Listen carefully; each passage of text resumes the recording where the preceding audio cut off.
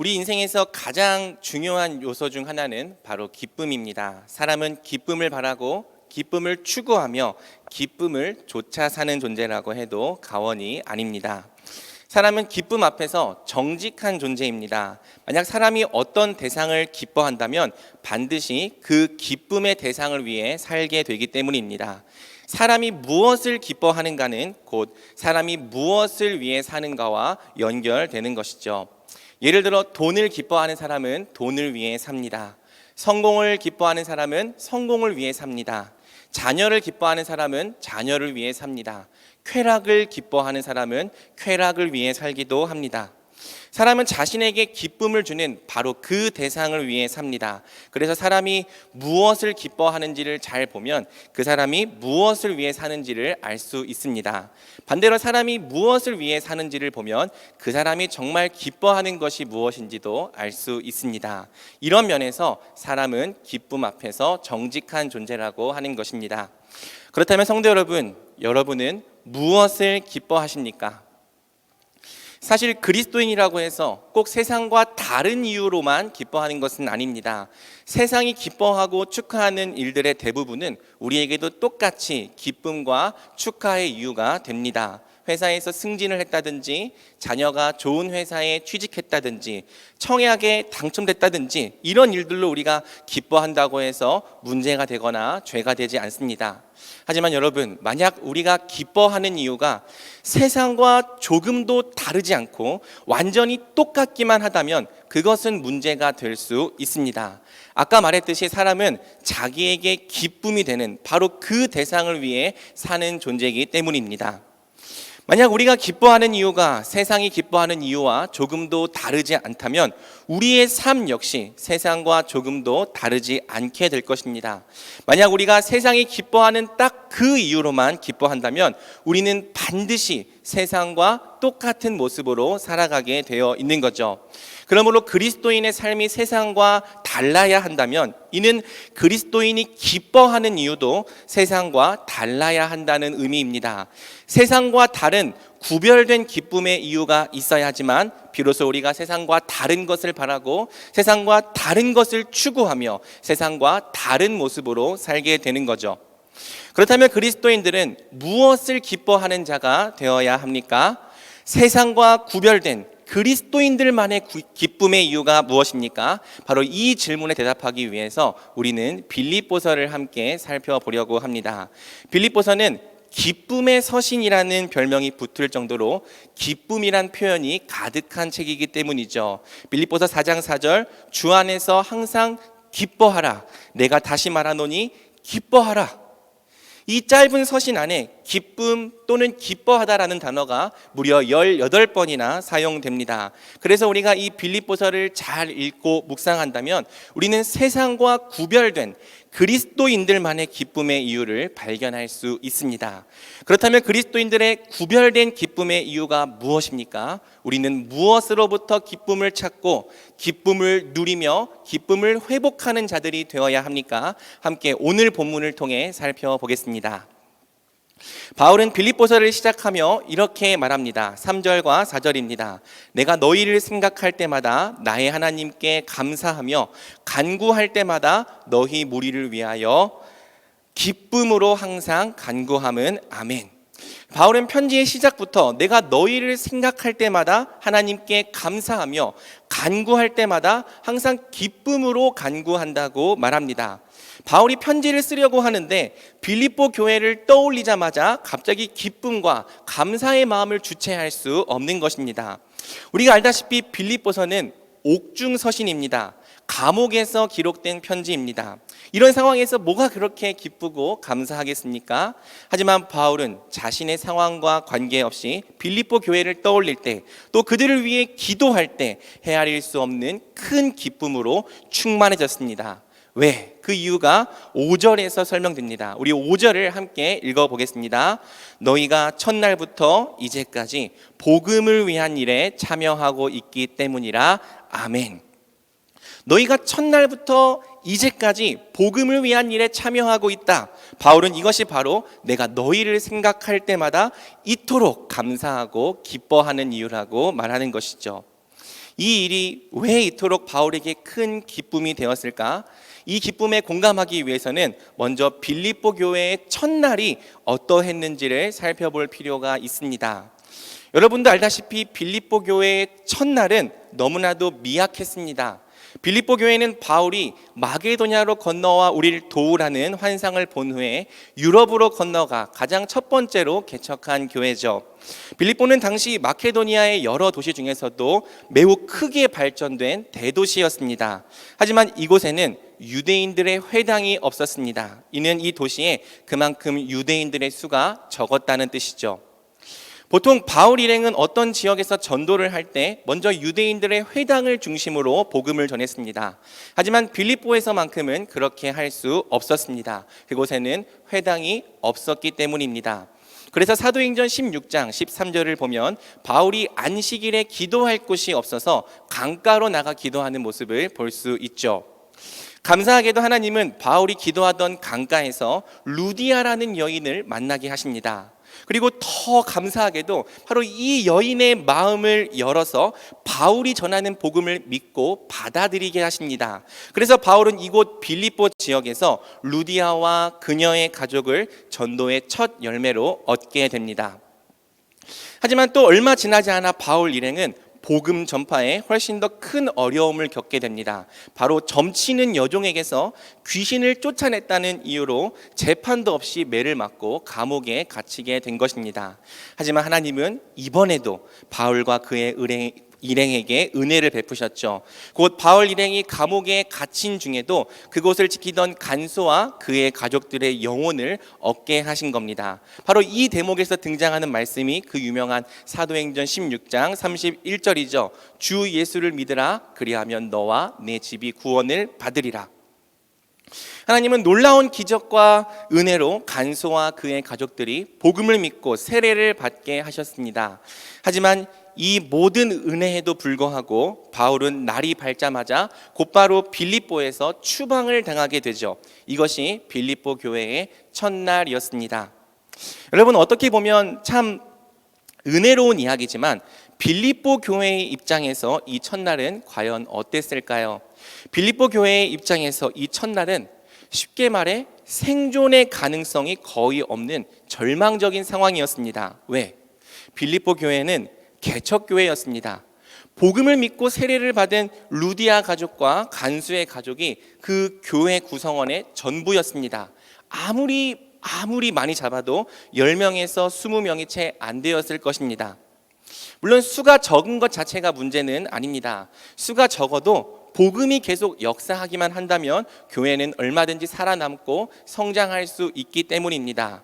빌립보 교회의 진짜 문제가 뭐였습니까? 바로 담임 목사가 없다는 거죠.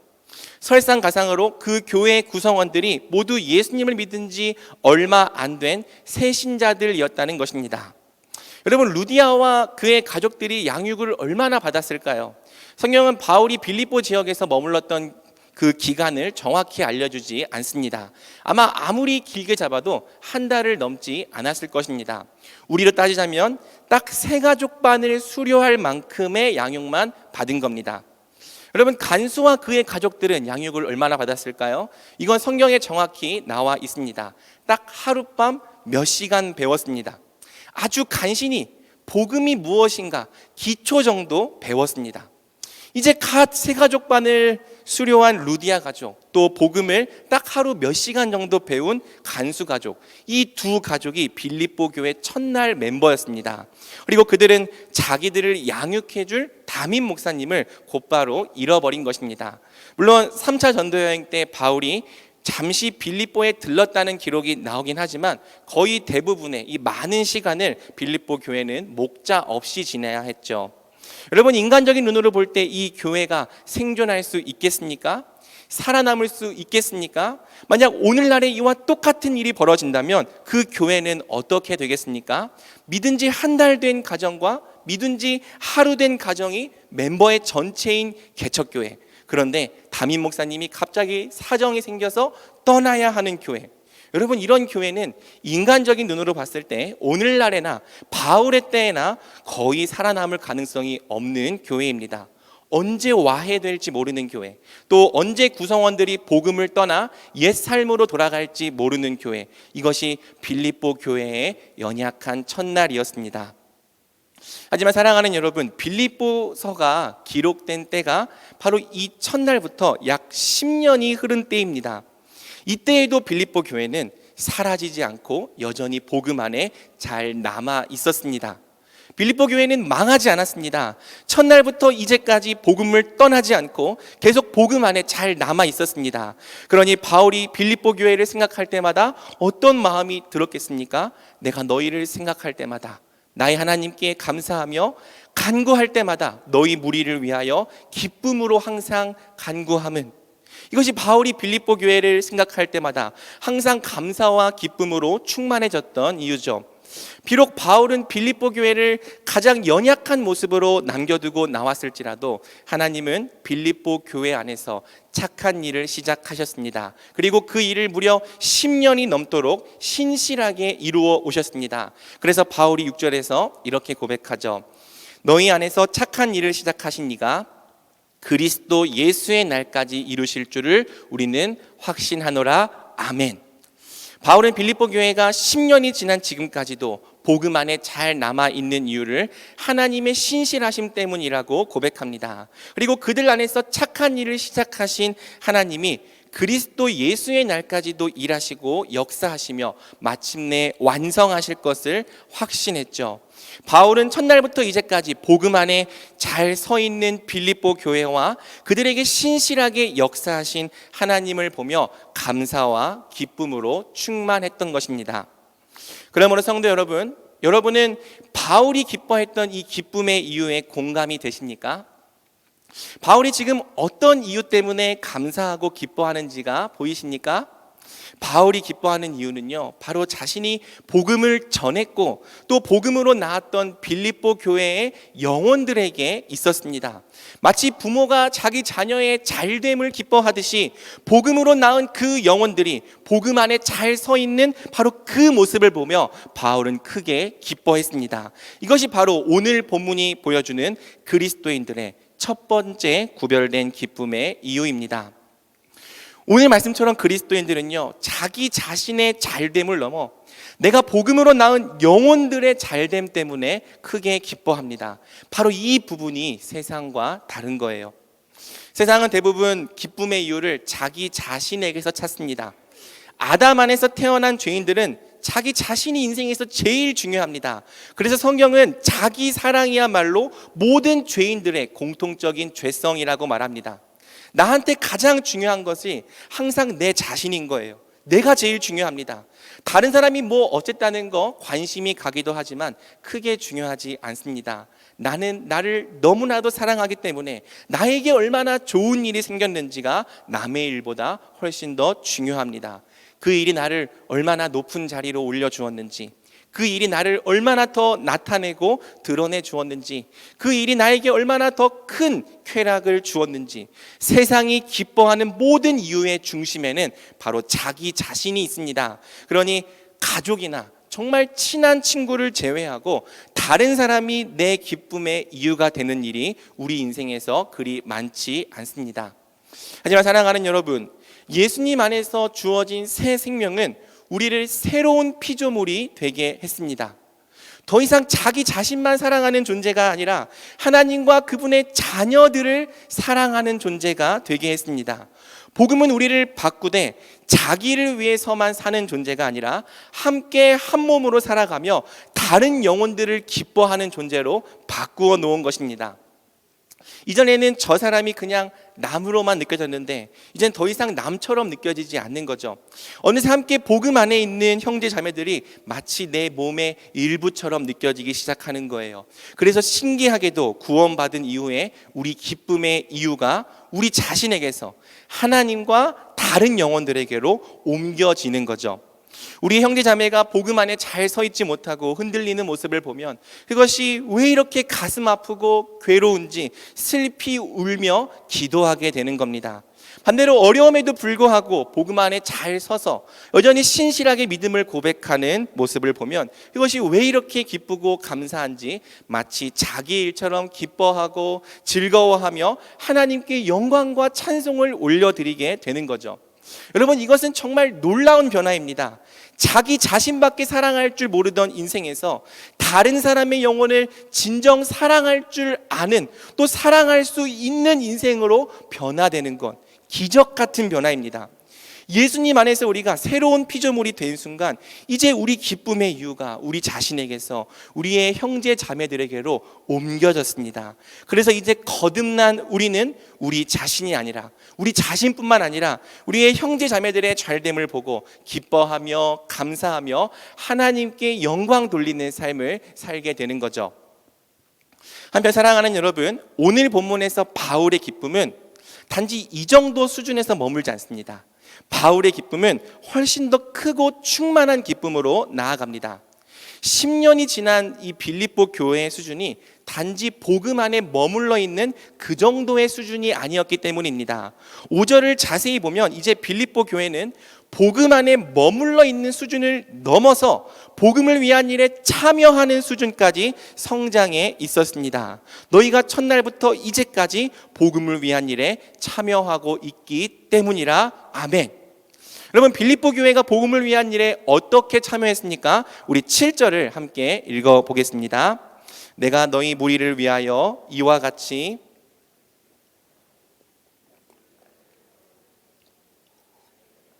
복음을 변명함과 확정함에 너희가 다 나와 함께 은혜에 참여한 자가 됨이라. 아멘. 바울은 빌립보 교회가 나의 매임과 복음을 변명함과 확정함에 다 나와 함께 참여한 자가 되었다고 말합니다. 빌립보 교회는 바울이 당하는 고난과 복음 전파의 사역에 동참하는 수준까지 성장해 있었던 겁니다. 사실은 이것이 바로 바울이 빌립보서를 쓴 이유기도 했습니다. 바울이 빌립보서를 쓴 이유는 물론 영적인 권면도 있지만 그들이 바울의 사역에 동참해 준 것에 감사하려는 목적도 있었습니다. 빌립보 교회는요, 바울이 옥에 갇혔다는 소식을 듣고 에바브로디도라는 사람을 파송해서 바울을 섬기고 돌보게 했습니다. 그를 보낼 때 그냥 빈손으로 보낸 게 아니라 헌금을 모아 함께 보내주어서 바울이 갇혀있는 동안 그의 쓸 것을 마련해 주었습니다. 여러분, 이 일이 바울에게 얼마나 감격스러운 일이었겠습니까? 10년 전 바울의 복음을 듣고 겨우 믿음을 가져 연약한 모습으로 시작된 빌립보 교회가 이제는 바울의 사역을 돕는 바울의 동역자가 되었습니다. 더 이상 양육을 받아야 하는 어린아이 수준에 머물지 않고 이제는 성숙하게 되어서 복음을 위한 일에 동참하는 수준이 되었습니다. 그래서 바울은 빌립보 교회를 향해 이렇게 말합니다. 우리 8절을 함께 읽어보겠습니다. 내가 예수 그리스도의 심장으로 너희 무리를 얼마나 사모하는지 하나님이 내 증인이시니라. 아멘. 내가 예수 그리스도의 심장으로 너희 무리를 얼마나 사모하는지 하나님이 내 증인이시다. 내가 예수 그리스도의 심장으로 너희를 사랑하고 사모하며 너희로 인해 크게 감사하고 기뻐한다. 이처럼 바울은 자신이 복음으로 나왔던 빌립보 교회가 이제는 자신처럼 복음을 위해 동참하는 그 모습을 보면서 심장이 터질 것처럼 기뻐했던 것입니다. 그러므로 사랑하는 여러분, 이제 바울이 기뻐했던 이 기쁨의 이유가 더욱 다가오십니까? 바울이 왜 이렇게 뛸 듯이 기뻐하는지 이해가 되십니까?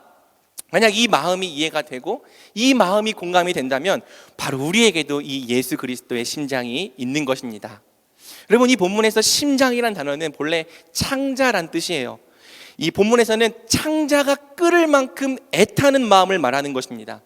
예수님의 심장이 무엇입니까? 그분에게 창자가 끓을 만큼 애타는 마음이 무엇이었습니까? 히브리서 12장 2절은 우리 예수님의 마음이 무엇이었는지를 가르쳐 줍니다. 믿음의 주요 또 온전하게 하시는 이인 예수를 바라보자. 그는 그 앞에 있는 기쁨을 위하여 십자가를 참으사 부끄러움을 개의치 아니하시더니. 죄인인 우리를 창자가 끓을 만큼 애타게 사랑하신 바로 그 심장, 거역하는 우리를 끝까지 참고 인내하며 용납하신 바로 그 심장, 우리가 하나님의 거룩한 백성이 되어 하나님의 뜻을 행하게 될 바로 그 날을 기뻐하셨던 심장, 그래서 눈앞에 놓인 이 십자가의 수치와 죽음조차 개의치 아니하셨던 심장, 이 심장이 우리 주 예수 그리스도의 심장입니다. 창자가 끓을 만큼 애타는 마음입니다. 여러분, 예수님을 믿을 때 이 심장이 우리에게도 이식된 거예요. 누구든지 예수님 안에 있는 자는 이제 그분의 심장도 함께 가지게 된 거죠. 그래서 여러분, 이 심장은 신기하게도 우리 형제 자매들의 영혼을 향해 뛰는 겁니다. 그들이 복음 안에 잘 서 있는 모습을 보며 뛰는 겁니다. 그들이 성숙하게 되어 복음을 위한 일에 동참하는 모습을 보게 되면 터질 듯이 벅차오르는 겁니다. 이것이 이제 우리의 심장이 뛰는 이유요, 우리가 기뻐하는 이유가 된 것이죠. 여러분, 한번 생각해 보십시오. 우리 중에는 각 주일학교 부서에서 교사로 수고하시는 성도님들이 계십니다.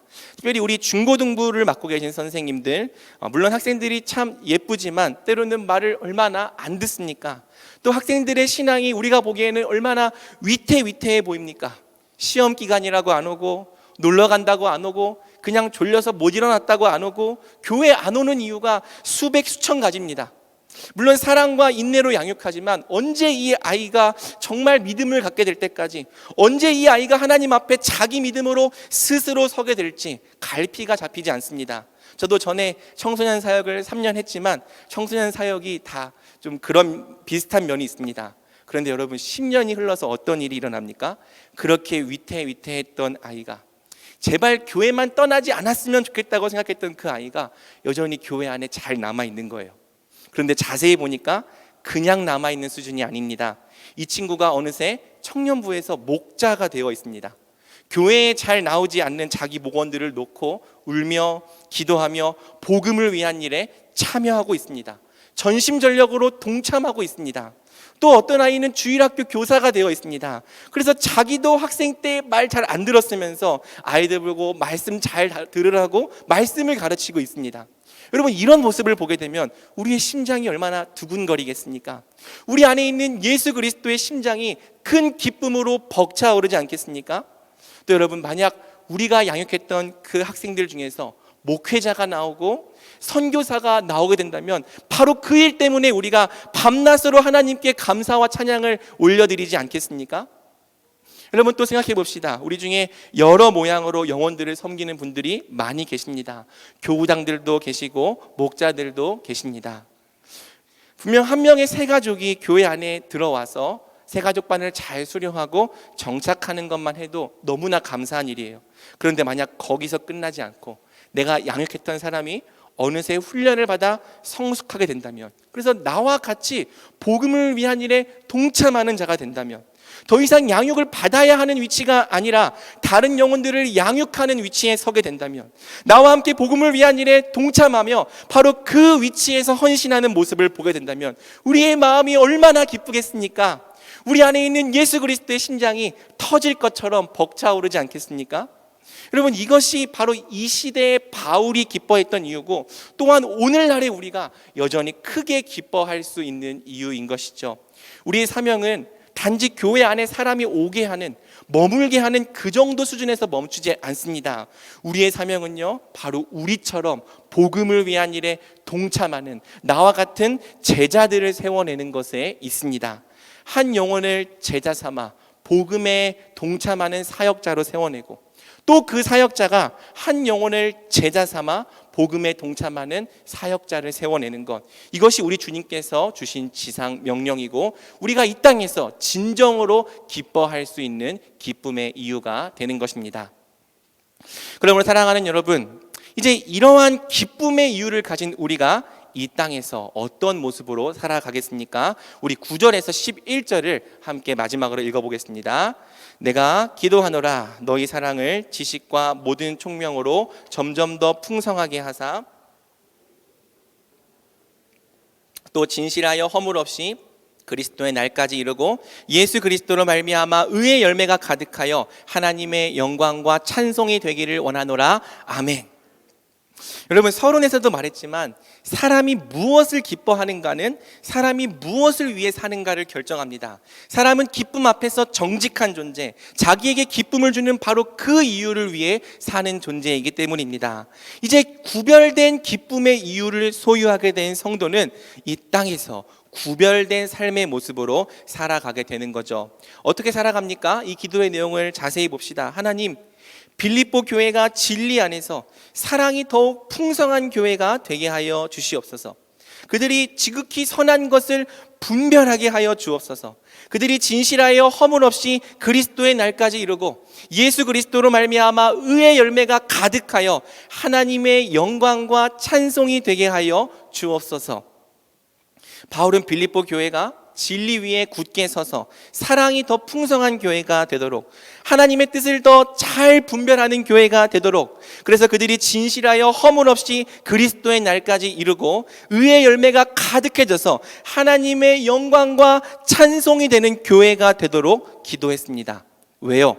그들이 복음 안에서 더 성숙해지고 더 많은 열매를 맺는 것이 바울에게 가장 큰 기쁨의 이유였기 때문입니다. 그래서 여러분, 바울은 빌립보 교회가 이미 잘하고 있지만 그들이 더 온전한 자들이 될 수 있도록, 더 성숙한 자들이 될 수 있도록 기도하는 거죠. 사랑하는 여러분, 예수 그리스도의 심장은 가장 먼저 우리의 기도를 바꿉니다.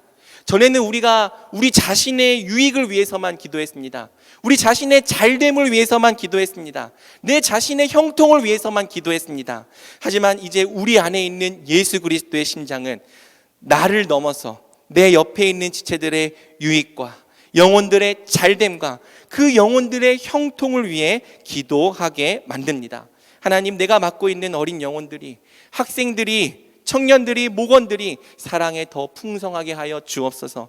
그들의 사랑이 더욱 풍성해지도록 지식과 총명을 더하여 주옵소서. 그들이 지극히 선한 것을 분별하게 하시고 또 진실하여 허물 없이 그리스도의 날까지 이르게 하여 주옵소서. 무엇보다 예수님 안에서 의의 열매가 가득해져서 하나님께 영광과 찬송이 되는 자가 되게 하여 주옵소서.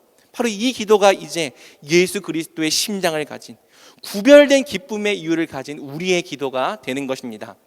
기도만 합니까? 아닙니다, 여러분. 25절을 보면요, 바울은 너희 믿음의 진보와 기쁨을 위해서 내가 너희와 거할 것을 확신한다. 내가 하루라도 빨리 너희 곁으로 가고 싶다고 말합니다.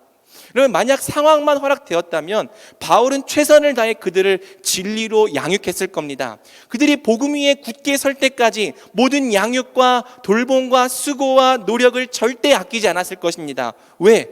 그게 바로 바울의 기쁨의 이유이기 때문이죠. 그래서 여러분, 바울은요, 감옥에 갇혀서 움직일 수 없는 상황이 되니까 어떻게 합니까? 편지라도 써서 어떻게든 그들을 성숙해 하고 온전케 하려 했던 것입니다. 바울 안에 있는 예수 그리스도의 심장은요, 모든 노력과 수고와 헌신을 다해 자기 자신이 아니라 빌립보 교회의 성장과 유익을 위해 살아가게 만들었습니다. 그리고 사랑하는 여러분, 이 심장은요, 바로 우리도 그렇게 살아가게 만듭니다. 만약 우리 안에 예수 그리스도의 심장이 있다면 우리 기쁨의 이유가 우리 자신을 넘어서 우리 교회의 어린 영혼들과 학생들과 청년들과 목원들에게 있다면 우리도 반드시 그들을 위해 살게 됩니다. 왜? 그들이 지금보다 하나님을 더 많이 아는 게 내 기쁨의 이유예요. 그들이 지금보다 더 온전해지고 성숙해지는 것이 내 기쁨입니다. 그들이 결국에는 나처럼 복음에 동참하는, 복음의 동역자와 사역자가 되는 것이 가장 큰 소원이자 기쁨입니다. 바로 이 기쁨을 위해서 우리는 살게 되는 거예요. 이 기쁨을 위해서 우리는 피곤한 때에도 영혼들을 찾아가는 거고요, 찾아가지 못한다면 전화라도 한 번 더 하는 것입니다. 어렵게 번 돈을 가지고 학생들에게 떡볶이랑 치킨 사주러 가는 거죠. 또 이 영혼이 하나님의 은혜를 더 알았으면 좋겠다는 마음으로 함께 수련회 가자, 함께 사경회 가자, 함께 수요 예배 가자, 함께 새벽 기도 가자 권면하는 겁니다. 하루에 한 자라도 말씀 보면 좋겠다는 마음으로 큐티 했는지 물어보고, 안 했으면 내가 한 큐티를 보내주던지 아니면 새벽 기도 링크라도 보내주는 겁니다. 또 단 하루에 10분이라도 같이 기도했으면 좋겠다는 마음으로 전화를 걸어서 기도해 주던지 아니면 오늘의 기도 링크를 보내주면서 같이 기도하자고 말하는 거죠. 여러분, 우리가 왜 대체 이런 식으로 살아갑니까? 세상의 사람들은 지금도 다 자기를 위해 살기를 바쁩니다. 자기를 위해 스펙을 쌓고, 자기를 위해 여가를 즐기고, 자기를 위해 돈을 모읍니다. 또 자기를 위해 돈을 쓰기 바쁩니다. 그런데 우리는 왜 이런 식으로 다른 사람들을 위해 자기 인생을 허비하며 이토록 미련하게 삽니까? 이유는 딱 하나입니다. 바로 우리 안에 예수 그리스도의 심장이 있기 때문이죠. 이 심장이 바로 우리로 하여금 이 일을 기뻐하고 바로 이 일을 위해 살도록 만드는 것입니다. 바로 이 심장 때문에 우리가 세상과 다르게 살게 됩니다. 결국 구별된 기쁨의 이유가 구별된 삶을 만들어내는 것이죠. 그러므로 말씀을 맺겠습니다. 코로나로 인해 많은 것들이 멈추고 침체된 이때에 사람들은 별로 기뻐할 일이 없다며 한탄합니다. 만약 우리도 세상과 똑같은 이유로만 기뻐한다면 우리에게도 별로 기뻐할 일이 없을 겁니다. 하지만 만약 우리가 우리 안에 있는 예수 그리스도의 심장을 다시 회복해낸다면 우리는 여전히 벅차오르는 기쁨을 회복할 수 있을 겁니다. 왜냐하면 우리의 기쁨의 이유가 바로 우리 옆에 있기 때문입니다. 내게 맡겨진 목원들, 내게 맡겨진 학생들, 내게 맡겨진 새가족과 내게 맡겨진 청년들, 그들이 바로 우리에게 가장 큰 기쁨의 이유입니다. 코로나로 많은 것들이 정체되었을지라도 그들의 믿음이 진보한다면, 그들의 믿음이 날로 자라고 진보한다면 우리는 여전히 기뻐할 수 있습니다.